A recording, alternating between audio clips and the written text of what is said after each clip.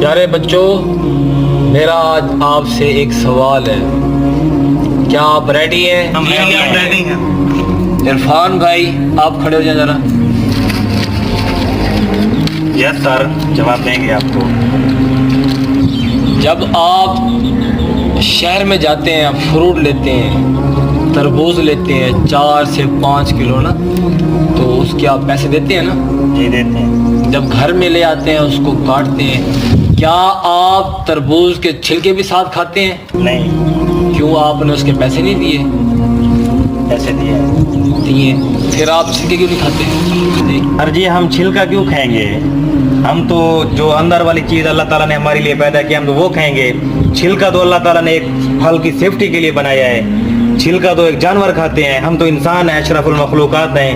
ہم تو جو اندر والی چیز ہوگی، چاہے آپ تربوز لے لیں، اس کو جو چھلکا